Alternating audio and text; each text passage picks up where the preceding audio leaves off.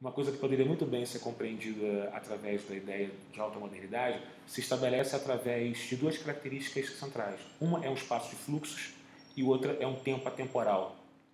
Então, se tentar ilustrar de uma certa maneira o que é a ideia do castelo de espaço de fluxos, a gente percebe que tem alguma coisa próxima àquilo que o Gideon discutiu anteriormente, mas tem um ponto que vai além. O espaço de fluxo não diz respeito meramente ao descolamento do espaço que foi obtido através de tecnologias que nós mais ou menos conhecíamos. Enfim, claro, falar no telefone com alguém que está a uma distância muito grande é uma maneira pela qual se reconecta dois espaços separados geograficamente e o que é distante pode se tornar próximo através desse instrumento. Mas o espaço de fluxo não é só isso. O espaço de fluxo tem a ver com a construção de relacionamentos de fato globais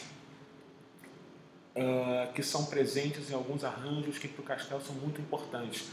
Castell ilustra essa ideia com uma imagem que é muito poderosa, que são as cidades globais. Enfim, que são infraestruturas sistematicamente pensadas e planejadas, que se constituem de pessoas de um lado, pessoas especialmente capacitadas para operar nesses espaços de fluxos, e tecnologias que estão disponíveis especificamente nessas cidades, enfim, especificamente nesses espaços urbanos, que não poderiam estar disponíveis em outros lugares do mundo, que torna viável que uma série de relacionamentos conectados se reestabeleçam. Enfim, cidades globais são grandes cidades em diversos locais do mundo. Existem cidades globais na América Latina, São Paulo certamente é um excelente exemplo. Existem cidades globais na Europa, Londres certamente é um excelente exemplo há algum tempo.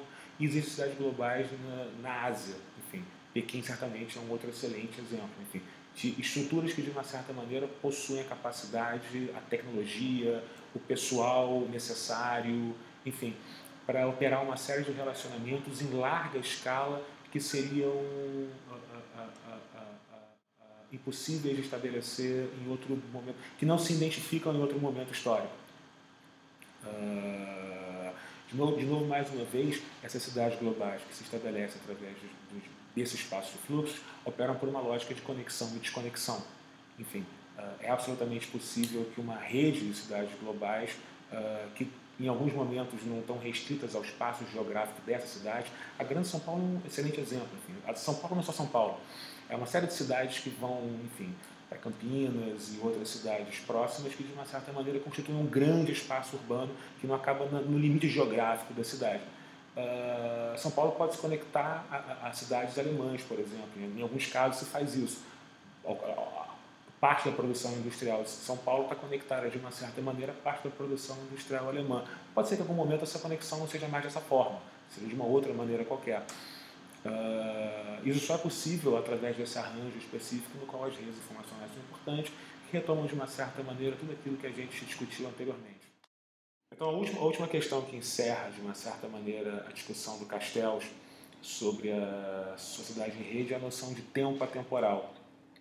Da experiência que se pode ter, e nisso os meios de comunicação vão ser absolutamente centrais, de estabelecer um tipo de relacionamento com o presente e ao mesmo tempo com o futuro, mas não só isso, com a realidade e ao mesmo tempo com a ficção, que é absolutamente ímpar, através da oportunidade que os meios de comunicação estabelecem. Isso é uma ideia que de uma certa maneira herda alguma coisa do exemplo que eu dei anteriormente em relação ao Giddens,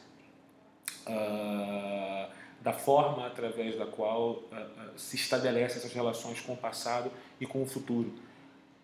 O Castelo, de uma certa maneira, parece que usa um pouco o argumento do McLuhan em alguns momentos, de que os meios de comunicação oferecem um tipo de relacionamento no qual a fragmentação da forma através da qual se percebe a realidade de maneira significativamente intensa, e que isso, de uma certa maneira, impõe dificuldades para que a gente possa fazer sentido em relação a algumas coisas.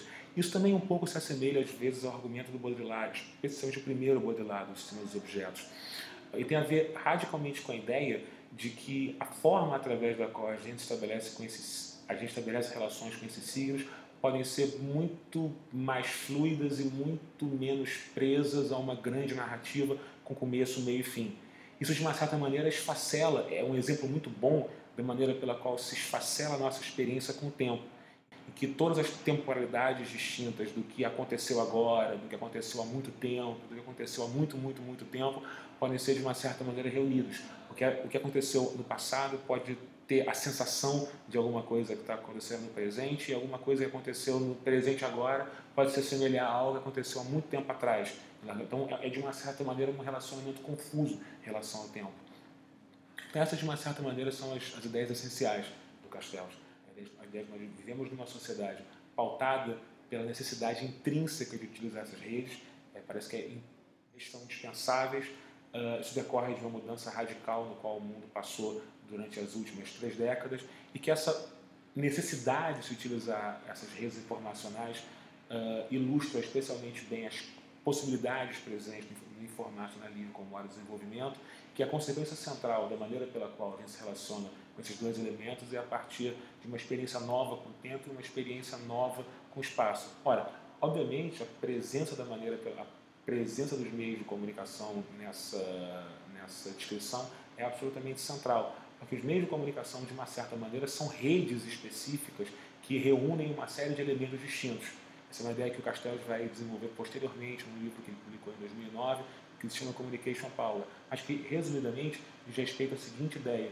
Enfim, eu trago isso à tona porque eu acho que é uma consequência óbvia da questão que ele trabalhou durante o final dos anos 90. Ora, meios de comunicação concentram, de uma certa maneira, empreendimentos econômicos de grande porte, ninguém tem dúvida disso. Os meios de comunicação são grandes corporações, concentradas, etc. Mas não só isso. Eles são, de uma certa maneira, um dos principais espaços de negociação de poder na nossa sociedade. É impossível imaginar os embates de poder no mundo que nós vivemos hoje que passam fora dos meios de comunicação. Eles são um espaço, eles são um nó específico que, de uma certa maneira, concentra várias redes distintas. É impossível imaginar a produção de cultura no mundo contemporâneo sem os meios de comunicação. Eles são um espaço privilegiado da produção de cultura. Então, isso, de uma certa maneira, ilustra, e é impossível imaginar, ao mesmo tempo, que a política no mundo contemporâneo prescinda da visibilidade que os meios de comunicação oferecem. Então, os meios de comunicação são um exemplo muito notável das consequências dessa maneira de organizar a sociedade através de redes. Porque a rede específica que os meios de comunicação estabelecem consegue reunir uma série de elementos distintos, multifacetados, econômicos, políticos, culturais e de poder. Então, essas são, de uma certa maneira, as ideias essenciais do texto do Castells, um autor que oferece, de uma certa forma, o retrato mais bem acabado do mundo contemporâneo.